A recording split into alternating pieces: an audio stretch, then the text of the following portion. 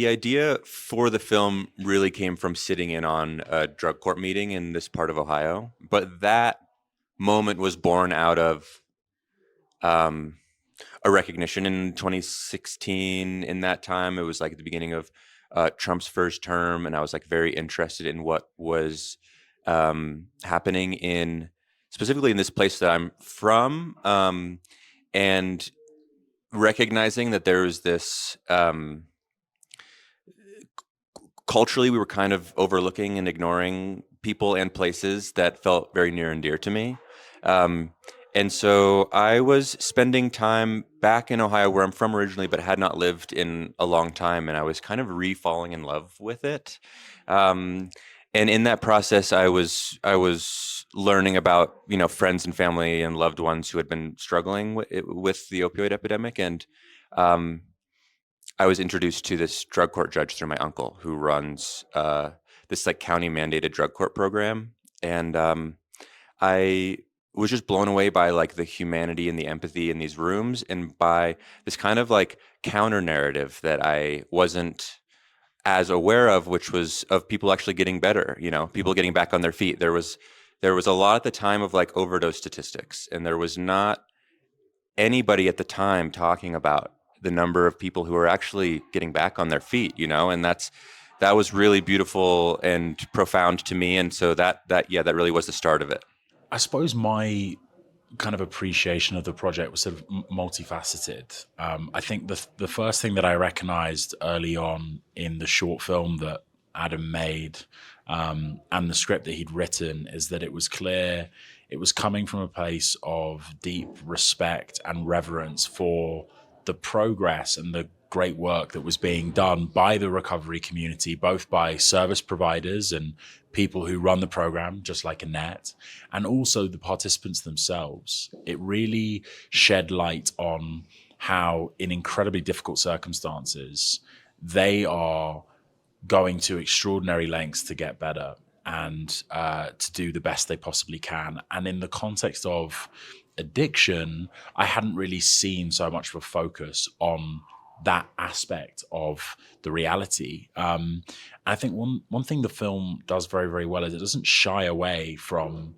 the harsher, more devastating truths of addiction, but it's certainly weighted towards the more hopeful and the more kind of positive aspect of the story, which is every bit as true as the negatives that we already know about. And I think, to Adam's point, maybe some of this really positive recovery work was being overlooked, and indeed the program itself isn't necessarily well known about. And I think that one of our hopes, I think, for the film is that it will shed light on this truth, which is programs like this are transformative. They are very worthy and in need of investment and support, because the results, as far as limiting the amount of overdoses, reducing the rate of relapse, and really kind of providing sort of care and support where it currently doesn't exist, that's really, really worthy of attention. Adam, I'm really interested as well in your use of non-actors, of people who are very important parts of the recovery program for real. How did you tackle that? And what were some of the challenges of doing that? That aspect of it kind of hinged on Annette Dio, who's the real program director. And she was in the short, and she's been a good friend for a long time. And she was in the short that we made. And after I shot the short with her, she then told me that she had studied acting for 4 years before she had started running a drug court in rural Ohio. And so I was like, okay, I'm writing a much larger role for you in this. She's really like a unicorn in that way, where she just sort of like is so gifted at everything. And so it started with her, she used the bridge between fiction and nonfiction in the film. She has fictional scenes with Will, and then she exists as herself in the documentary aspects, and that kind of connects everything. In terms of the participants and the folks, who are in the program, and also who are in the sort of sober support community of the film, that was really like an invitation to represent themselves, and it felt I was always interested in inviting folks to help to tell their own stories, and to let this be a portrait of a community, and to celebrate. That's like to celebrate and kind of dignify what's happening here and the people who are doing it, and really the fictional aspect of the story started as a point of view to weave the audience through that, So, in all of these spaces outside of a net where there are participants representing themselves, we didn't ask anybody to act. We just asked for permission to be in the spaces with the camera. And if folks didn't want to be filmed, they would raise their hand in the beginning, and we would, turn the camera off if they didn't want to be. And that was true week by week when we were in the room. I tried that a couple of times. Yeah, we wouldn't let you. Yeah, you didn't. Yeah, that did not apply to me. Yeah. And so we were only filming participants in public facing spaces, and so it was the trust was built over many years, and then it was just about kind of celebrating. Will, you play brother to Noah Centineo's character. How did you guys build this dynamic to come off as close as that? And what was some of the deeper research you did into your character and his background?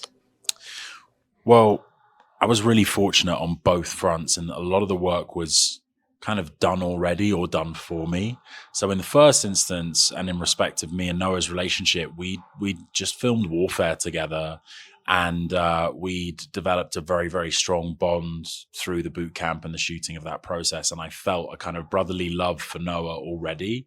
And so playing brothers and sort of reenacting that closeness was made very easy by the fact that even in a short period of time, I felt like I'd known him for years. And I think also his performance is just so amazing, and he's so lovable as Jack that we kind of all fell in love with Noah over the course of the shoot. I arrived in love with him, and then everyone else just kind of followed suit. In respect of research around the character, we were afforded a really rare opportunity by our producing team, and that was to go to Bellefontaine in Ohio and see where Adam grew up, meet lots of his family, meet lots of members from the recovery community, get to know the area kind of intimately beforehand, which is, I mean, a process that you don't even necessarily associate with like big budget projects. So to have that on a project where, really every dollar counted and really kind of ended up on the screen, that was like such a special chance.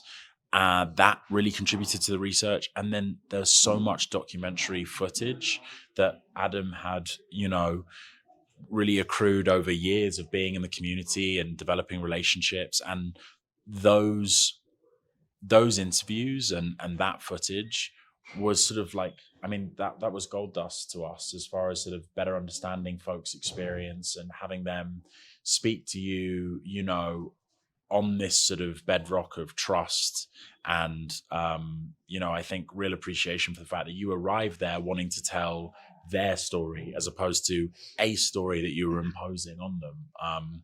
So, I arrived with everything I could have possibly wished for in terms of preparation. Well, we're out of time, but I just want to say congratulations to both of you. I'm so happy that you were able to come in and talk about your film. Thank you. Thank you so much. Thanks a lot. Pleasure. Cheers.